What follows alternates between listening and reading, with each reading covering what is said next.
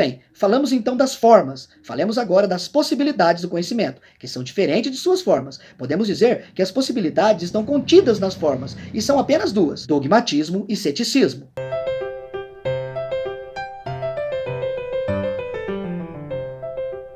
Dogmatismo é muito simples. Acredita na possibilidade absoluta do conhecimento. Acredita que da relação entre sujeito e objeto surgem verdades inquestionáveis. O sujeito dogmático é aquele camarada que você conhece que sobre qualquer assunto, seja sobre política, religião, ciência e até mesmo sobre filosofia, não está aberto em hipótese alguma a outros pontos de vista. Não considera outras perspectivas diferentes da que ele construiu. O dogma pode estar presente em todas as formas do conhecimento, mas ele é mais comum no conhecimento religioso, no conhecimento mítico e no senso comum, muito embora às vezes ele esteja presente na ciência e até mesmo na filosofia, o que é um paradoxo sem tamanho. É importante lembrar que quem é dogmático tem muita confiança em si mesmo, muita confiança em seus sentidos, já que não leva em consideração a hipótese de estar enganado.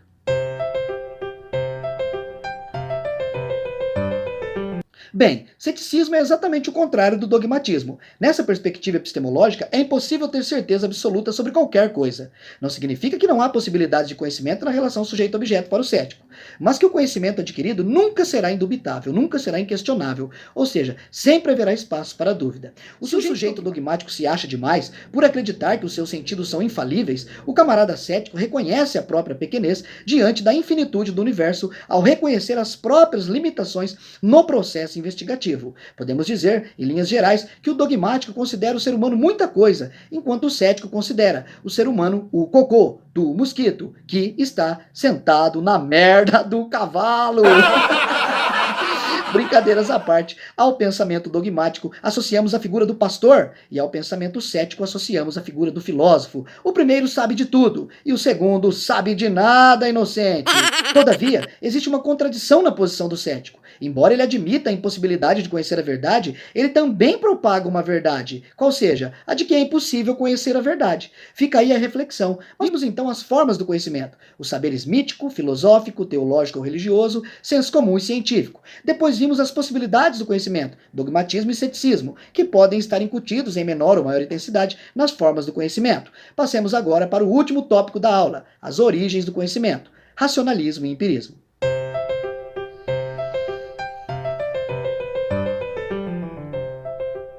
De acordo com os filósofos adeptos ao racionalismo, como Platão e Descartes, Leibniz, entre outros, o objeto cognoscível só pode ser conhecido pelo sujeito cognoscente pela razão. Mas afinal, o que é razão? Etimologicamente falando, a razão tem a ver com medida, proporção, ou seja, é a capacidade que o animal, o homem, tem de medir, dosar, calcular, ordenar as coisas em âmbito inteligível e com isso compreender o mundo. A razão, de acordo com Descartes, seria a faculdade que nos diferencia dos outros animais. Porém, segundo os racionalistas, ela não é adquirida a posteriori, depois que nascemos, com a experiência, mas sim a priori, inata, nascemos com ela. Falando de modo mais simples, segundo o entendimento racionalista, o ser humano nasce dotado de razão, e é ela justamente a fonte de todo o conhecimento. A razão, em maior ou menor grau, é inerente a toda forma e possibilidade de conhecimento. Por mais abstrata e fantasiosa que seja determinada compreensão da realidade, só pelo fato de ser uma compreensão já implica a existência da razão. Acredito que nenhum filósofo discorde disso. O grande embate entre os pensadores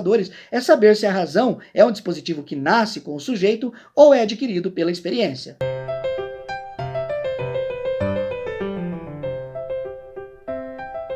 Diferente dos racionalistas, para os empiristas, como John Locke, Francis Bacon e George Berkeley, entre outros, todo conhecimento humano é adquirido por meio da experiência. Segundo o filósofo empirista David Hume, o homem nasce como uma folha em branco, que começa a ser preenchida desde o momento que ele experimenta o mundo sensível. Ou seja, não existe nada a priori, nada é inato, pois nada precede a existência. Toda a nossa construção, inclusive a razão, existe a partir do momento em que nascemos. O desenvolvimento dessa razão só se torna possível graças à experiência. Isto é, no processo epistemológico, a experiência está acima da razão, sem a qual a razão seria um dispositivo inerte. Se Platão foi um dos primeiros filósofos a inaugurar precocemente as bases do racionalismo moderno, Aristóteles, por sua vez, foi o precursor das bases do empirismo moderno. Segundo Aristóteles, nascemos com certas disposições, as quais ele deu o nome de ato, que com o tempo torna-se o que ele chamou de potência. Nesse sentido, podemos compreender que a razão do homem, quando ele nasce, é uma razão em ato, uma razão não desenvolvida, tornando-se potência quando submetida ao crivo da experiência.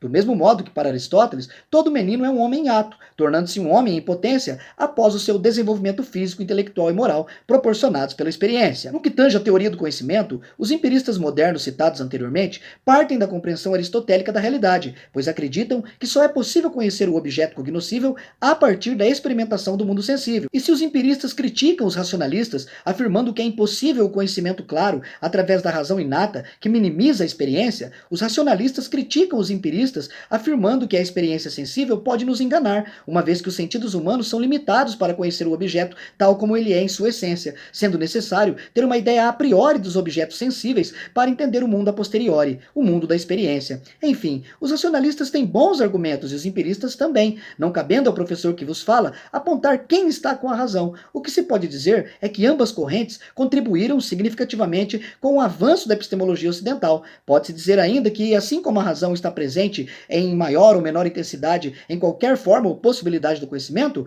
a experiência também, porque não há como pensar o conhecimento humano desprovido de razão e experiência. Com base nas explanações e respondendo à segunda pergunta, o que é possível conhecer? Bem, é possível conhecer tudo, nada ou alguma coisa. Isso vai depender da perspectiva. Deus, por exemplo, não pode ser conhecido pelo saber científico, filosófico, mas pode ser conhecido pelo saber religioso, teológico. A ciência oferece respostas sobre a origem do universo, o Big Bang, por exemplo, mas muitas pessoas consideram o Big Bang uma grande poesia, ou seja, de uma vaguidão imensurável. Os céticos ainda acreditam que é impossível ter certeza sobre qualquer coisa. Enfim, saber ou não saber vai depender do viés epistemológico, da perspectiva utilizada, do pano de fundo epistemológico. E para a filosofia, o menos importante de tudo é saber quem tem razão, uma vez que para o saber filosófico a riqueza está justamente na busca.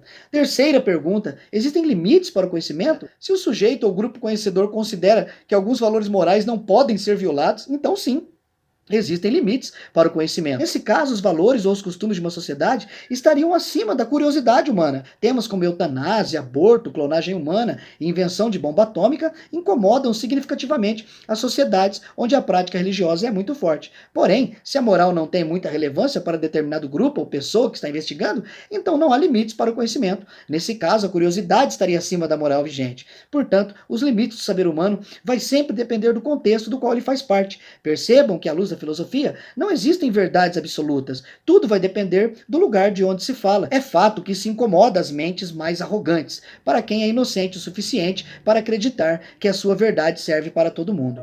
Um abraço e até a próxima aula.